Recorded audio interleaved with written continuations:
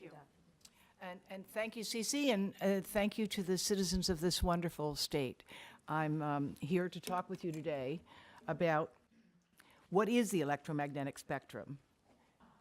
I work on how to prevent and identify disease in people and how to reduce the causes of it. And I came across this issue when I had a brilliant grandchild born who at 9 months of age could turn on a phone and play a game, and I'm not making that up. I've learned since that we have to protect our children, and we have to protect them from things that are invisible, that we cannot feel, that we cannot taste, that we cannot touch, but that have a profound effect on every cell of our body.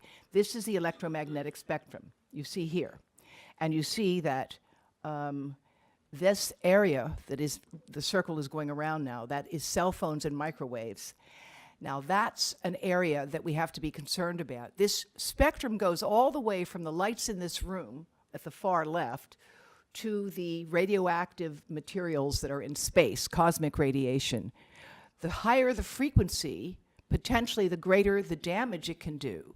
So of course we all know we take protection against X-rays, but no one has thought that there could be biological effects from cell phones and microwaves, and now most recently we are getting millimeter waves that are creating a whole new ballgame that you need to be aware of. 5G. This will be 12 to 100 billion cycles a second compared to your lights in this room, which are 60 cycles a second, or to cell phones, which are about 2.4 billion cycles a second. So what do we know about it? This is a diagram that my colleague, Paul Hiro, has obtained, and it shows you that the voltage goes into the antenna.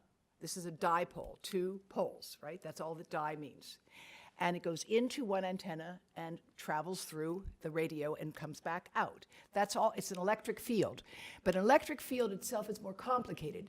Things like trains and any electric vehicle is operating with a static magnetic field in addition to an electric field, and they are at right angles to one another, as seen in this diagram.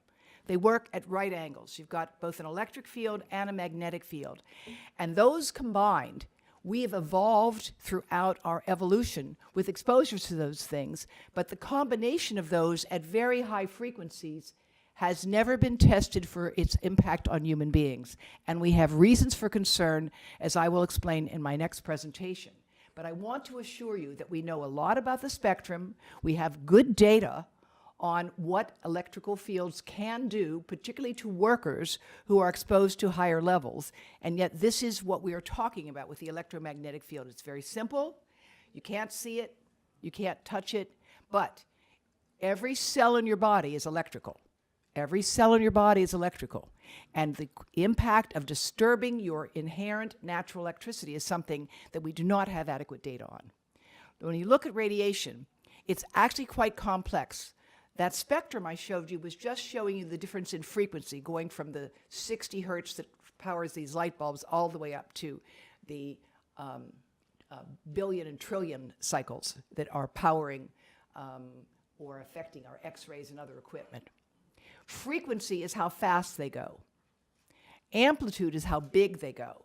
Pulse is how the pattern. The wavelength is how long they are. The information content is the difference between, for example, your photos, your voice, or your music. Depending on all of these factors, you're going to get a different biological impact. That's unfortunately how complex this issue is. I want you to look here at what happens in a 4-second phone call. Look at the change in power density.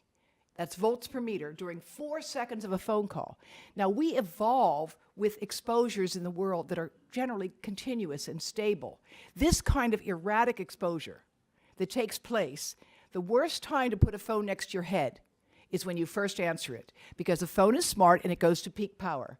So what you need to be aware of is that the dramatic shifts in power density over time are what can be most problematic. So let's look here at what happens to children's heads.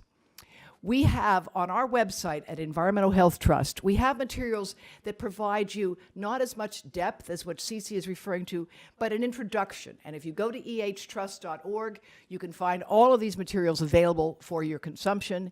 And we explain that the American Academy of Pediatrics has issued guidance to its pediatricians and to families. We all see children in the zombie state. We have now e-zombies. This is a diagnostic category.